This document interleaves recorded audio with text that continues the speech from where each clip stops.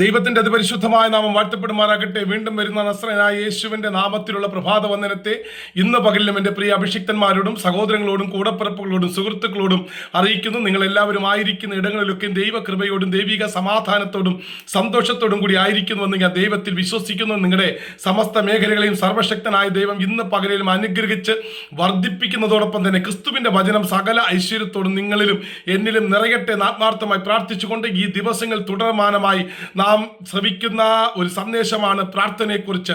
ജനുവരി മാസം തുടങ്ങി 20 ദിവസം കഴിഞ്ഞ് 21ാമത്തെ ദിവസം ആമേൻ സ്തോത്രം. ഒരു നല്ല വചനവുമായി നിങ്ങളുടെ മുമ്പിൽ നിൽക്കുവാൻ, നിങ്ങൾക്ക് വേണ്ടി ഇടവിൽ നിൽക്കുവാൻ, നിങ്ങൾക്ക് വേണ്ടി പ്രാർത്ഥിക്കുവാനൊക്കെ ദൈവം എനിക്ക് തരുന്ന നല്ല സാവകാശത്തിനായി സ്തോത്രം ചെയ്യുന്നു.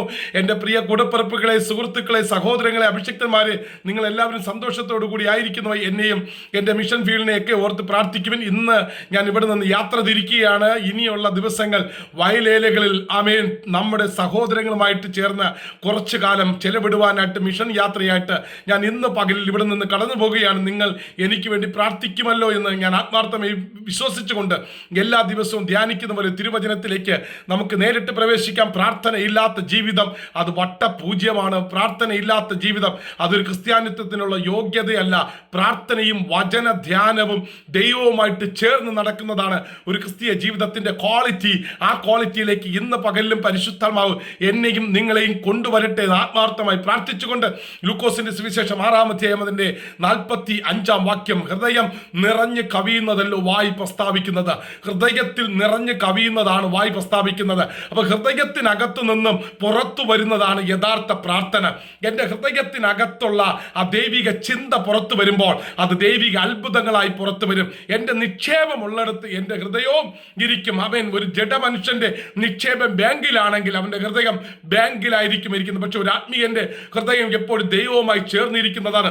നഖവും ചതയും ചേർന്നിരിക്കുന്നത് പോലെ ഞാനും ദൈവവുമായി ചേർന്നിരിക്കുമ്പോൾ എൻ്റെ ഹൃദയത്തിന്റെ നിലവുകളെ മൊത്തം അറിയുന്ന ഒരു സർവശക്തനായ ദൈവം എനിക്ക് വേണ്ടി അത്ഭുതം ചെയ്യും അന്ന് മനസ്സിലാക്കുന്നതാണ് പ്രാർത്ഥനയുടെ ഏറ്റവും വലിയ മൂലക്കല്ലെന്ന് പറയുന്നത്. അതുകൊണ്ട് ഈ ദിവസങ്ങളിൽ പ്രാർത്ഥനയ്ക്ക് അധികം സമയം ചെലവിടുമ്പോൾ അത് ഹൃദയത്തിൽ നിന്ന് വരുന്ന ഒരു പ്രാർത്ഥനയായി മാറണം. വെറും വാക്കുകൾ കൊണ്ട് ജൽപ്പനങ്ങൾ കൊണ്ടല്ല. അതുകൊണ്ട് മത്തായി സുവിശേഷത്തിനകത്ത് വളരെ വ്യക്തമായി പറയും, നിങ്ങൾ പ്രാർത്ഥിക്കുമ്പോൾ അറയിൽ കയറി കതകടച്ച് രഹസ്യത്തിൽ കാണുന്ന പിതാവിനോട് നിങ്ങൾ അപേക്ഷിപ്പിൻ എന്ന് പറയുന്നത്. എന്ത് വെച്ചാൽ നിങ്ങളുടെ ഹൃദയം പകരുന്നതാണ് പ്രാർത്ഥന എന്ന് പറയുന്നത്. ഇന്ന് പകൽക്കാലം എത്ര പേർ വിശ്വസിക്കുന്നുണ്ട് ഹൃദയം പകർന്നു കൊടുക്കുന്നതാണ് പ്രാർത്ഥന? എൻ്റെ ഹൃദയത്തെയും ദൈവസന്നദ്ധിയിൽ സമർപ്പിക്കുന്നതാണ് പ്രാർത്ഥന. അങ്ങനെ ദൈവത്തിന്റെ മുമ്പിൽ സമർപ്പിക്കപ്പെടുന്ന ഒരു പ്രാർത്ഥനയായി ഈ ദിവസങ്ങളിൽ എൻ്റെ പ്രാർത്ഥന മാറണമെന്ന് എത്ര പേർ ആഗ്രഹിക്കുന്നുണ്ട്? 2025 20 ദിവസം കഴിഞ്ഞു ജനുവരി മാസം. ഈ 21-ാം തീയതി ഞാൻ ആത്മാവിൽ പ്രവചിച്ചു പറയുന്നു, ഹൃദയത്തിനകത്ത് കൊണ്ട് നീ പ്രാർത്ഥിക്കുന്ന പ്രാർത്ഥനയ്ക്ക് ഈ ദിവസം ദൈവത്തിന് അത്ഭുതത്തിന്റെ ജയക്കൊടി ഉയർത്തുവാൻ കഴിയും. പിശാച് വാദിച്ചെടുത്ത് എവിടെയാണ് നീ ഉയരത്തില്ലെന്ന് പറഞ്ഞ അവിടെ നിന്നെ ഉയർത്തുവാൻ എൻ്റെ ദൈവത്തിന് കഴിയും. നിന്റെ ഹൃദയത്തെ പകർന്നു കൊടുക്കുവാൻ, നിന്റെ ഹൃദയത്തെ കൈമാറ്റം ചെയ്യുവാൻ ഇന്ന് പകൽക്കാലം സമർപ്പിക്കുന്ന ഒരു നല്ല പ്രാർത്ഥന എന്നിൽ നിന്നും നിന്നിൽ നിന്നും പുറത്തു വന്നാൽ ഓട്ടോമാറ്റിക്കലായിട്ട് ദൈവത്തിന്റെ പ്രവൃത്തി എന്നിൽ നിങ്ങൾ വെളിപ്പെടും. 2024 കാണാത്തത്, കഴിഞ്ഞ 20 ദിവസം കാണാത്ത ചില ദൈവിക നന്മകൾ നിങ്ങളെയും എന്നെയും തേടി വരുന്ന ദിവസങ്ങളും മാസങ്ങളും വർഷങ്ങളുമാണെന്ന് ഞാൻ ആത്മാവിൽ പ്രവചിച്ചു പറയുകയാണ്. അതുകൊണ്ട് ഹൃദയം നിറഞ്ഞു കവിയുന്നതല്ലോ വായ് പ്രസ്താവിക്കുന്നത്.